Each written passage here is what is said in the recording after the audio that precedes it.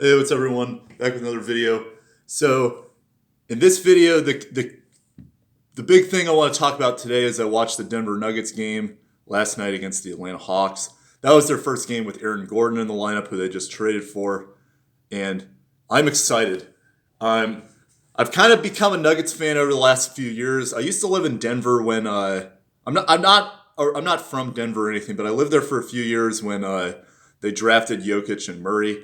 So I've kind of seen them kind of grow up through the system, and then now that they've actually managed to become competitive from that core group, and they're one of the best teams in the Western Conference over the last 3 years. It's been pretty fun, kind of seeing it from the beginning, because I used to go to like games sometimes when I was when those guys were rookies and still coming up into leagues. So. Plus, Jokic is just so fun to watch. That guy is just an absolute wizard. He can literally do anything. He doesn't defend particularly well, but on offense. He always makes the right pass. He can make any shot. Great rebounder, and plus the guy is just awesome. I don't know if you ever watched his interviews post game, but he's like one of the chillest, most laid back guys ever. So, I personally am a huge fan of him, but. Anyways, but I'm really excited about this Nuggets team since the addition of Aaron Gordon. The Nuggets are just such a savvy team in terms of how they've built their team throughout the last few years. Their general manager, Tim Connolly, is really underrated in that aspect. But you look at this team, I don't think that any of these guys that I think I saw somewhere that all of the players that are currently on the roster are, for the most part, taken with draft picks that weren't originally theirs. I think the only exception to that might be Michael Porter Jr. and Zeke Naji, their pick this year. But a lot of the guys that they've taken, Jamal Murray was a lottery pick that they got from the Knicks in the Carmelo Anthony trade. Nikola Jokic was a second-round pick. Will Barton was a cast-off from Portland who was part of the Mason Plumlee deal when they shipped off. Or no. He was part of that Aaron Aflalo deal from a couple years ago.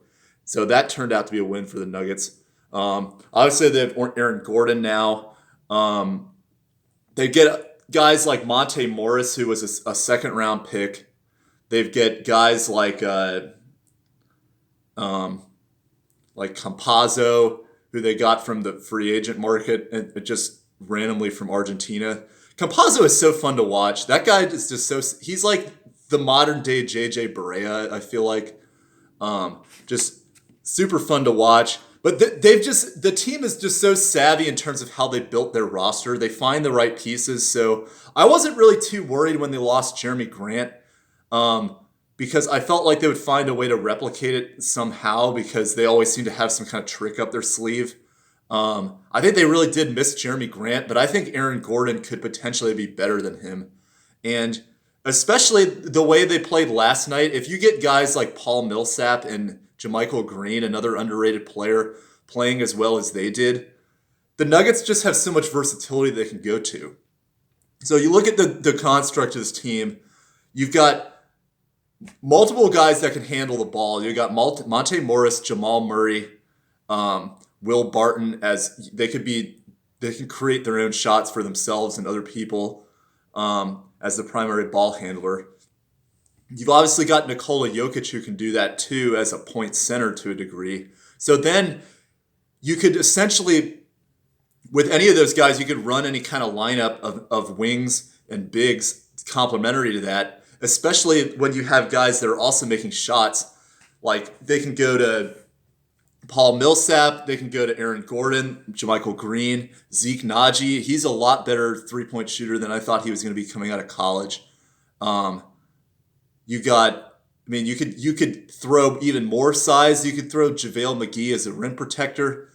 Bol went in yesterday, and he made a nice little fadeaway three.